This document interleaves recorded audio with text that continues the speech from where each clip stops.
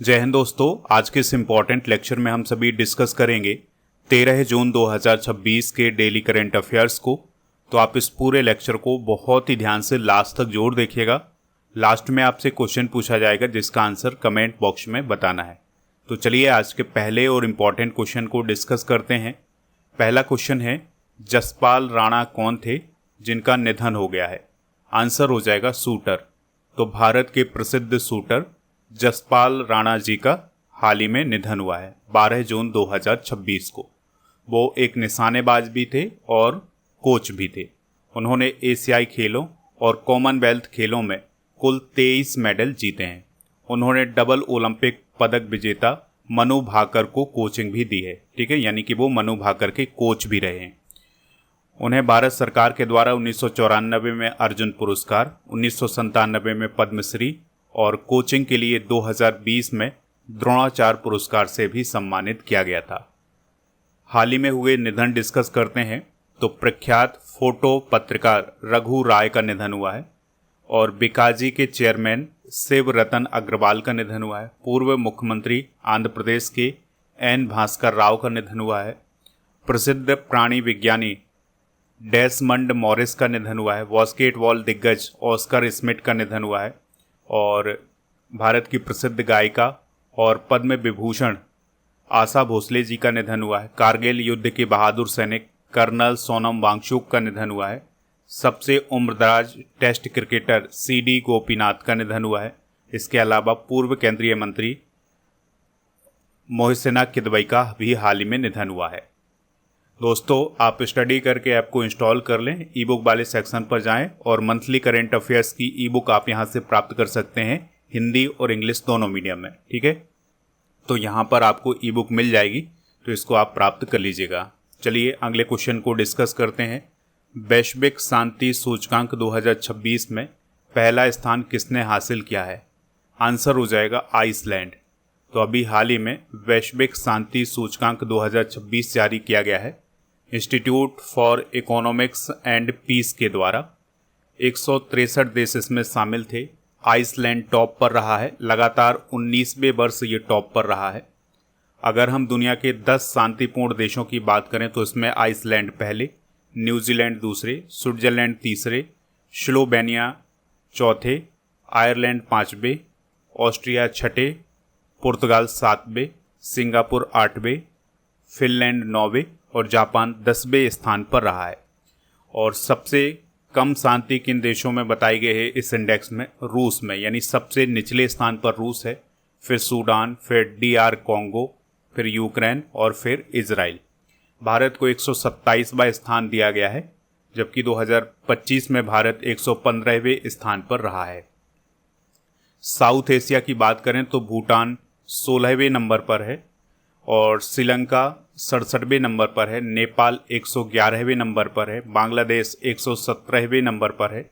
India 127वें number पर है। पाकिस्तान 152 और अफगानिस्तान 157वें स्थान पर है। ठीक है, तो ये साउथ एशिया की रैंकिंग भी आप देख लीजिएगा। कुछ इंपॉर्टेंट सूचकांक डिस्कस करते हैं। तो अभी विश्व का सबसे प्रदूषित देश पाकिस्तान बना था। भारत को 6वां स्थान मिला है इस इंडेक्स में। वैश्विक आतंकवाद सूचकांक में पहला स्थान पाकिस्तान और भारत को 13वां स्थान हासिल हुआ है। वर्ल्ड हैप्पीनेस रिपोर्ट 2026 में पहला स्थान फिनलैंड और भारत को 116वां स्थान मिला है। UN वुमेन रिपोर्ट 2026 अभी जारी की गई थी, जिसमें बताया गया है महिलाओं के पास पुरुषों की तुलना में केवल 64% कानूनी अधिकार हैं। अगला क्वेश्चन है, C-295 की सफल टेस्टिंग 10 जून 2026 को किस स्थान पर की गई है? आंसर हो जाएगा बड़ोदरा, गुजरात। तो दोस्तों, यहाँ पर आप C-295 को देख सकते हैं। यह एक विमान है। तो यह स्वदेशी रूप से बनाया गया है, यानी इसको भारत में ही बनाया गया है। तो इसकी हाल ही में टेस्टिंग की गई थी। तो 10 जून 2026 को इसकी टेस्टिंग बड़ोदरा, गुजरात में हुई है, Tata Airbus final assembly line में। और इसका महत्व तो ये है कि ये भारत में निजी क्षेत्र द्वारा निर्मित पहला सैन्य विमान है, यानी कि इस विमान का इस्तेमाल सेना में किया जाएगा। और जब ये बन जाएगा तो इंडियन एयरफोर्स में जो पुराने एब्रो HS 748 हैं विमान हैं उनके स्थान पर इस C-295 को रखा जाएगा। और दोस्तों इसमें ट्रूप कितने आ सकते हैं, तो इसमें 71 यात्री आ सकते हैं, और अगर उनके पास पूरा सामान है तो उसमें 50 यात्री आ सकते हैं। देखिए दोस्तों, C-295 के लिए भारत और स्पेन के बीच में एक समझौता हुआ था।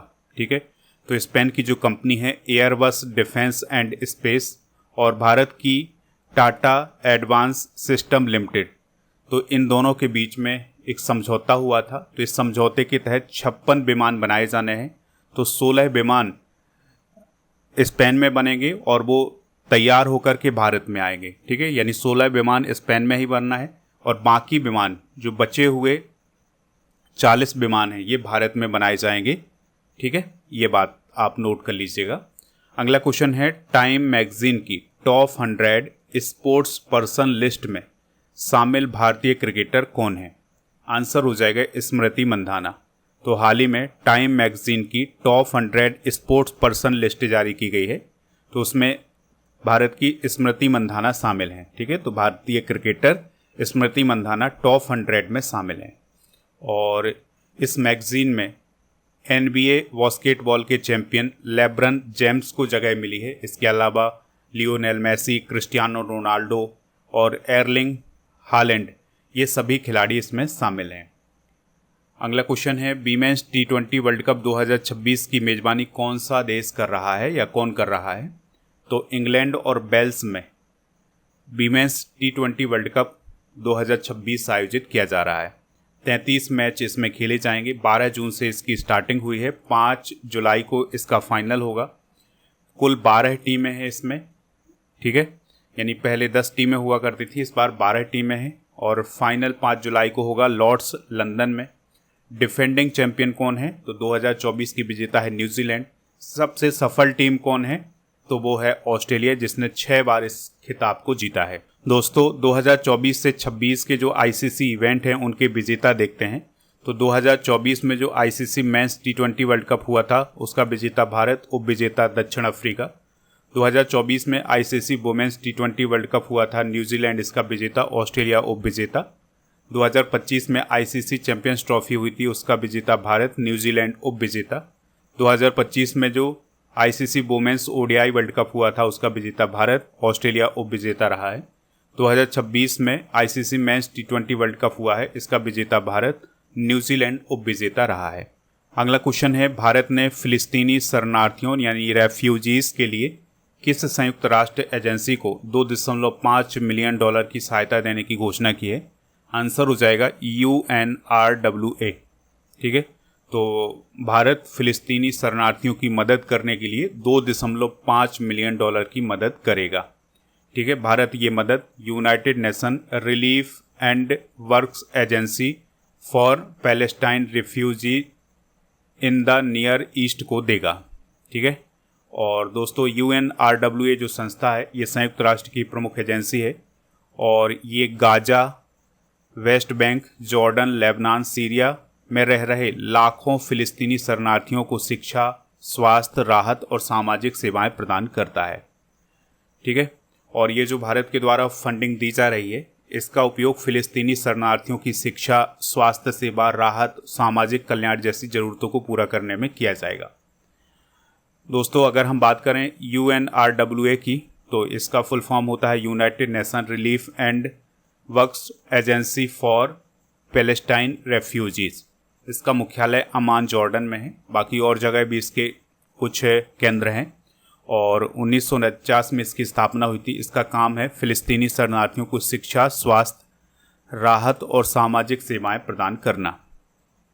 अगला क्वेश्चन है, रुद्र गौरव श्रेष्ठ को हाल ही में किस देश में भारत का नया राजदूत बनाया गया है? आंसर हो जाएगा तुर्की, यानी तुर्की में भारत के नए राजदूत बने हैं रुद्र गौरव श्रेष्ठ।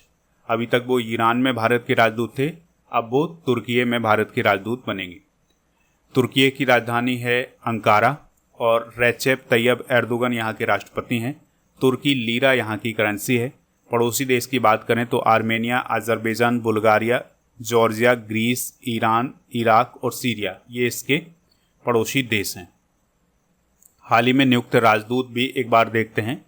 तो अनीता शुक्ला को इक्वाडोर, पुनीत अग्रवाल को थाईलैंड और मुआनपुई सायाबी को न्यूजीलैंड, अमित कुमार मिश्रा को जॉर्जिया, दिनेश के पटनायक को कनाडा, एलियाबती लोंग कुमार को उत्तर कोरिया, विनय मोहन क्वात्रा को अमेरिका, विक्रम दोराई स्वामी को चाइना और पेरिया सामी कुमारन को यूनाइटेड किंगडम, दिनेश त्रिवेदी को बांग्लादेश, प्रणय वर्मा को बेल्जियम और यूरोपीय संघ और प्रशांत पिसे को ओमान में भारत का राजदूत बनाया गया है।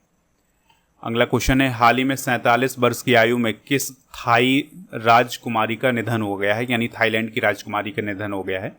आंसर हो जाएगा वज्र किटी आभा महिदोल। तो ये थाईलैंड की राजकुमारी थी, तो उनका हाल ही में निधन हो गया है। नाम क्या है इनका, नाम जरूर याद रखिएगा, वज्र किटी आभा महिदोल। ठीक है, तो 47 साल की आयु में उनका निधन हुआ है। उनका जन्म 1978 में बैंकॉक में हुआ था। और इनके पिता कौन हैं, तो इनके पिता हैं राजा महा बजरा लोंगकॉर्न, जो वर्तमान में थाईलैंड के राजा हैं। माता हैं इनकी राजकुमारी सोमसावली। थाईलैंड की बात करते हैं तो थाईलैंड दक्षिण पूर्व एशिया में स्थित एक कंट्री है और दोस्तों राजधानी इसकी बैंकॉक है। 1949 तक इसे सियाम कहा जाता था और आधिकारिक भाषा यहाँ की थाई है और बाहत यहाँ की करेंसी है। सम्राट हैं वज्रा लोंगकॉर्न या राम टेन बोला जाता है इन्हें। प्रधानमंत्री हैं अंतिम चरण विराकुल, यहाँ पर आप प्रधानमंत्री को देख सकते हैं। अगला क्वेश्चन है, हाल ही में संन्यास लेने वाले केन विलियमसन किस देश के खिलाड़ी हैं। आंसर हो जाएगा न्यूजीलैंड। तो न्यूजीलैंड के क्रिकेटर केन विलियमसन ने हाल ही में इंटरनेशनल क्रिकेट से संन्यास लेने की घोषणा की है 12 जून को और उन्होंने लॉर्ड्स में अपना अंतिम टेस्ट मैच खेला है। उन्होंने 378 अंतर्राष्ट्रीय मैच खेले हैं और 48 शतक और 6 डबल शतक बनाए हैं। हाल ही में संन्यास लेने वाले खिलाड़ियों को भी एक बार देख लेते हैं। तो एलिसा हिली ऑस्ट्रेलियाई क्रिकेटर हैं, इन्होंने इंटरनेशनल क्रिकेट से संन्यास लिया है। साइना नेहवाल भारत की बैडमिंटन खिलाड़ी, जिनसन जॉनसन भारत के मध्यम दूरी के धावक, उस्मान ख्वाजा ऑस्ट्रेलिया के क्रिकेटर, इन्होंने इंटरनेशनल क्रिकेट से संन्यास लिया है। जॉन सीना अमेरिका के WWE wrestler, Andre Russell West Indies के क्रिकेटर, इन्होंने IPL से संन्यास लिया है।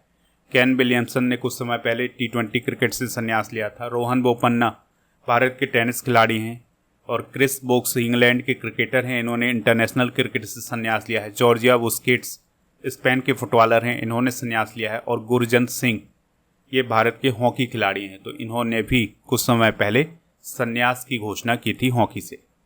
अगला क्वेश्चन है, किस शहर में QR कोड आधारित स्वच्छता निगरानी प्रणाली शुरू की गई है। आंसर हो जाएगा अहमदाबाद।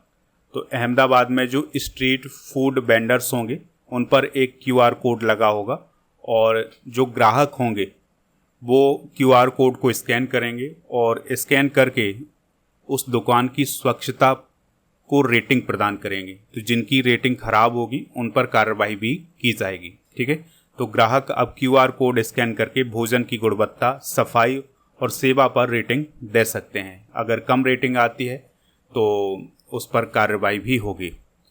दोस्तों आप स्टडी करके ऐप को इंस्टॉल कर लें। प्रीमियम कोर्स वाले ऑप्शन पर जाकर के लूसेंट का कोर्स और अर्जुन GS फाउंडेशन बैच आप ज्वाइन कर सकते हैं। बाकी बुक वगैरह और PDF वगैरह आपको ऐप पर मिल जाएगी। टेस्ट भी आपको ऐप पर मिलेंगे, तो इनको जाकर के प्राप्त कर लीजिएगा। और दोस्तों आपको बता दें कि जो मंथली करेंट अफेयर्स की ई बुक है और ईयरली करेंट अफेयर्स की ई बुक है, ये आपको ई बुक वाले सेक्शन पर मिल जाएगी। कल के करेंट अफेयर्स को रिवाइज करते हैं। फीफा विश्व कप 2026 की मेज़बानी कौन कर रहा है। America, Mexico, Canada. हाल ही में किस देश ने अपना नाम बदलने का प्रस्ताव पारित किया है। नाउरू।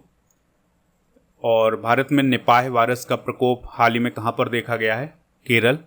114वां अंतर्राष्ट्रीय श्रम सम्मेलन कहाँ हुआ है। Geneva, Switzerland. ऑपरेशन मिलाप किस राज्य में चलाया गया था। गुजरात। अंतर्राष्ट्रीय अंतरिक्ष स्टेशन कब तक समाप्त हो जाएगा। 2030 तक। प्रियदर्शनी योजना किस राज्य में शुरू की गई है। केरल। इजी कनेक्ट मॉडल के तहत एकीकृत होने वाला भारत का पहला शहर कौन बना है। वाराणसी। और हाल ही में दुबई को निर्यात की गई GI टैग वाली प्रसिद्ध तेजपुर लीची किस राज्य से संबंधित है। असम। और फार्मूला 1 मोनाको ग्रैंड प्रिक्स को किसने जीता है। किमी एंटोनेली ने जीता है। आज के जनरल नॉलेज के पिटारे में कुछ प्रमुख ऐतिहासिक घटनाएं डिस्कस करेंगे, जैसे 1930 में प्रथम गोलमेज सम्मेलन, 1931 में द्वितीय गोलमेज सम्मेलन, 1932 में तृतीय गोलमेज सम्मेलन हुआ था, 1932 में सांप्रदायिक निर्वाचक प्रणाली की घोषणा की गई थी, 1932 में पूना पैक्ट हुआ था। पूना पैक्ट किसके किसके बीच में हुआ था ये आप कमेंट बॉक्स में बता सकते हैं। 1942 में भारत छोड़ो आंदोलन और क्रिप्स मिशन का आगमन हुआ। 1943 में आज़ाद हिंद फौज की स्थापना। 1946 में कैबिनेट मिशन का आगमन। 1946 में भारतीय संविधान का निर्वाचन हुआ, संविधान सभा का निर्वाचन हुआ और 1946 में अंतरिम सरकार की स्थापना की गई। 1947 में भारत के विभाजन की माउंट बेटन योजना आई। 1947 में भारत को स्वतंत्रता प्राप्त हो गई थी। कल के करंट अफेयर्स में आपसे जो क्वेश्चन पूछा गया था उसका आंसर था उरुग्वे, तो लगभग सभी लोगों ने इसका आंसर उरुग्वे बताया हुआ है। आज आपके लिए क्वेश्चन है, टाइम मैगजीन की टॉप 100 स्पोर्ट्स पर्सन लिस्ट में किस भारतीय महिला क्रिकेटर को शामिल किया गया है? जो भी इसका राइट आंसर हो कमेंट बॉक्स में हमें ज़रूर बताइएगा। और दोस्तों, आप स्टडी करके ऐप को और टेलीग्राम चैनल इन सभी को ज्वाइन कर सकते हैं। सभी का लिंक डिस्क्रिप्शन बॉक्स में दिया गया है।